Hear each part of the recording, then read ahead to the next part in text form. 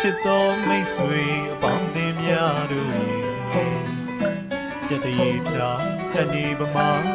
စံစာတာတွေတူဖြူမောက်ပါစေကဘာမြင်ရှိရှိသမျှသောတတဝါတွေအားလုံးနဲ့တူမြစွာယူကြပါလေကျွန်တော်မြတ်တာရင်မာပါစေ